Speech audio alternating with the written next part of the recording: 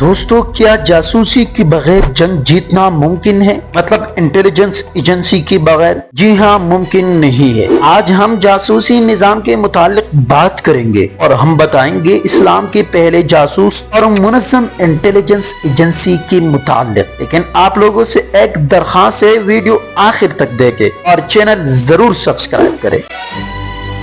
جب 10,000 سے زائد کافروں نے مدینہ کو چاروں طرف سے گھیر لیا، تب ایک جاسوس نے وہ کارنامہ کر دکھایا جو ایک بڑی لشکر کے لیے چیلنج تھا۔ حضرت نعیم بن مسعود رضی اللہ تعالیٰ عنہ، جو ابھی نئی مسلمان ہوئے تھے، رسول اللہ صلی اللہ علیہ وسلم کے پاس آئے اور فرمانے لگے، اے اللہ کے رسول، میں مسلمان ہو چکا ہوں، لیکن میرے قوم کو اس کا علم نہیں، فرمائے میں کیا خدمت انجام دوں؟ نبی کریم صلی اللہ علیہ وسلم نے ایک تاریخی جملہ فرمایا، الحرب خدعۃ، جنگ تو چال کا نام ہے، اگر تم سے ہو سکے تو دشمن کی طاقت بکیر دو۔ حضرت نعیم رضی اللہ تعالیٰ عنہ نے تنہا جو سائیکولوجیکل وارفیئر لڑی وہ کچھ یوں تھی۔ بنو قریظہ یہود نے کافروں کے ساتھ مسلمانوں سے غداری کا وعدہ کیا تھا۔ حضرت نعیم رضی اللہ تعالیٰ عنہ ان کے پاس گئے اور کہا، دیکھو قریش اور اطفال تو باہر سے آئے ہیں، اگر وہ جنگ ہار گئی تو وہ اپنے گھروں کو لوٹ جائیں گی، لیکن تمہیں مسلمانوں کے ساتھ اسی شہر میں رہنا ہے، اگر قریش چلے گئے تو مسلمان تمہیں نہیں چھوڑیں گے۔ اور پھر حضرت نعیم نے انہیں یہ مشورہ بھی دیا،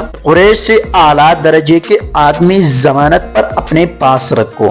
چپکے سے ابو سفیان سے کہا، خبر ہے کہ بنو قریظہ اپنی غداری پر شرمندہ ہے، وہ تم سے معزز لوگ بطور ضمانت لے کر مسلمانوں کے حوالہ کر دیں گے۔ صبح ابو سفیان نے مل کر آخری حملہ کرنے کا سوچا۔ یہودیوں نے کچھ آدمی بطور ضمانت مانگے۔ ابو سفیان چیخ اٹھا کہ نعیم نے سچ کہا تھا۔ اسی طریقے سے کافروں کا اتحاد ریزہ ہوا اور مسلمان کامیاب ہوئے، اور حضرت نعیم بن مسعود رضی اللہ عنہ نے ون مین آرمی کا اعزاز حاصل کیا۔ وقت گزرتا گیا اور مسلمانوں کی سلطنتیں پھیلتی گئی، لیکن کافروں نے پھر سے اتحاد کیا۔ سلطان نور الدین زنگی رحمت اللہ علیہ نے پہلی منظم انٹیلیجنس ایجنسی کی بنیاد رکھی، اور اس ایجنسی نے صدیوں پہلے پیغام کو ایک جگہ سے دوسری جگہ پہنچانے کے لیے تربیتی یافتہ کبوتروں کا باقاعدہ نظام بنایا تھا، اور ان کے جاسوس اکثر تاجروں، درویشوں اور طبیبوں کے بیس میں صلیبوں کے قلعے سے اہم نقشے